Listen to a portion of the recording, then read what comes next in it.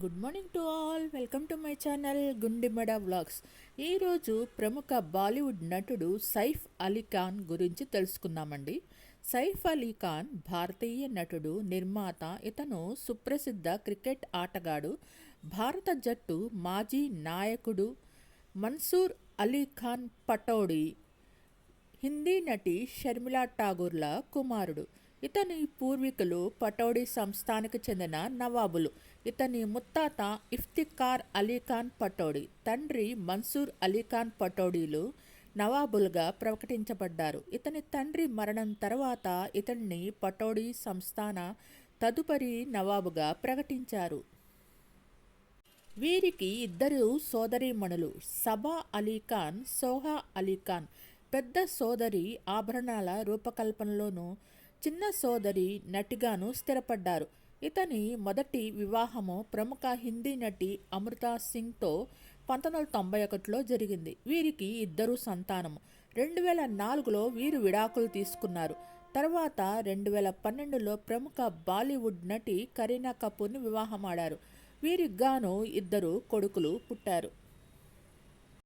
అసలు పేరొచ్చి సాజిద్ అలీ ఖాన్.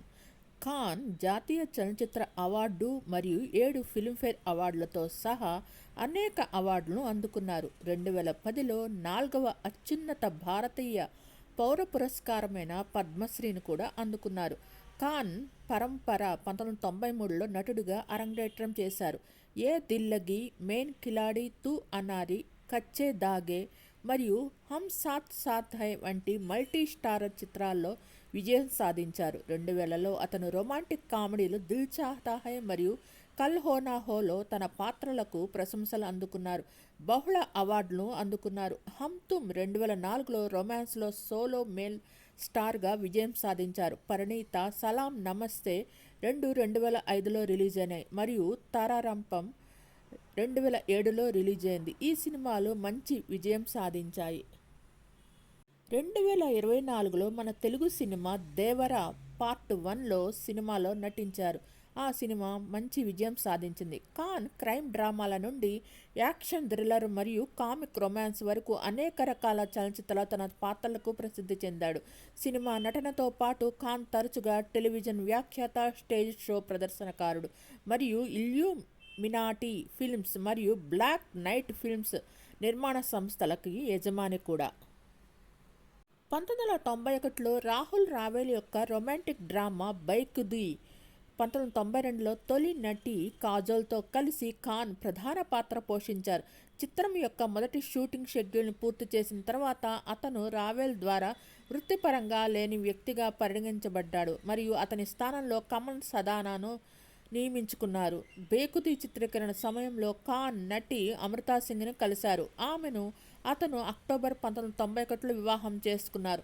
సింగ్ 1995లో వారి కుమార్తె సారాకు, 2001లో వారి కుమారుడు ఇబ్రహీంకు జన్మనిచ్చారు. 2004లో ఈ జంట విడిపోయారు. 16 అక్టోబర్ 2012న ముంబైలోని బాంద్రాలో జరిగిన ఒక ప్రైవేట్ వేడుకలో ఖాన్ 5 సంవత్సరాల రిలేషన్షిప్ తర్వాత నటి కరీనా కపూర్ని వివాహం చేసుకున్నారు. అనంతరం ముంబైలోని తాజ్ మహల్ ప్యాలెస్ హోటల్లో, ఢిల్లీలోని లుటెన్స్ బంగ్లా జోన్ల రిసెప్షన్ జరిగింది. ఈ దంపతులకు ఇద్దరు కుమారులు ఉన్నారు. తైమూర్ 2016లో మరియు జే 2021లో జన్మించారు. సైఫ్ అలీ ఖాన్ మన తెలుగులో పౌరాణిక చిత్రం ఆదిపురుష్లో ప్రతినాయకుడుగా లంకేష్ పాత్రను పోషించడం ద్వారా 2023ని ప్రారంభించారు.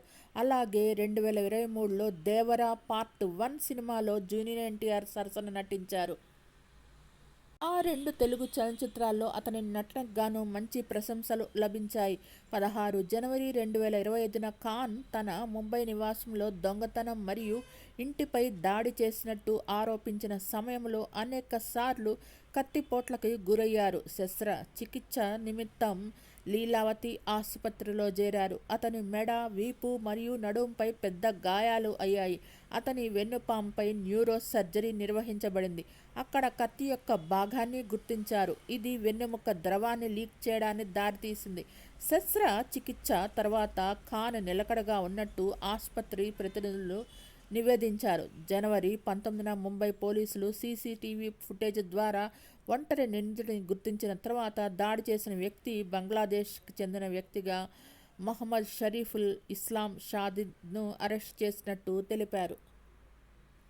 అక్టోబర్ 2011 నుండి ఖాన్ తన తండ్రి కంటి ఆసుపత్రిని నిర్వహించే బాధ్యతను స్వీకరించాడు మరియు అనేక ఇతర స్వచ్ఛంద కార్యక్రమాలకు మద్దతుగా బహిరంగ కనిపించాడు.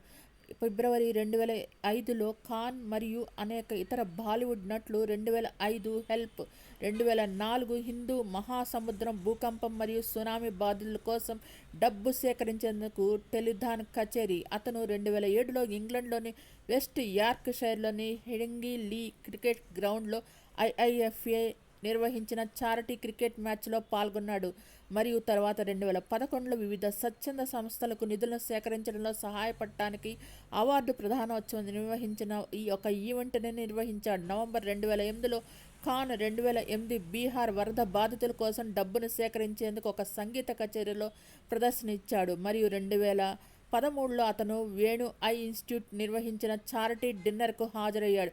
కంటి శుక్లం ఆపరేషన్ల కోసం నిధులను సేకరించేందుకు తన 2వ వ్యక్తిగత వస్తువులను విరాళంగా ఇచ్చాడు. ఆ సంవత్సరం తర్వాత అతను బుల్లెట్ రాజా చిత్రీకరణ సమయంలో వెనుకబడిన పిల్లలతో గడిపారు. 2014లో ఖాన్ ఒలింపిక్ గోల్డ్ క్వెస్ట్కు అంబాసిడర్గా నియమితుడయ్యాడు మరియు అథ్లెట్ల శిక్షణ కోసం నిధులను సేకరించేందుకు $2 మిలియన్ విరాళంగా ఇచ్చాడు. రాజీవ్ మసంద్కి ఇచ్చిన ఒక ఇంటర్వ్యూలో ఖాన్ తనను తాను చాలా ప్రైవేట్ వ్యక్తిగా పేర్కొన్నారు.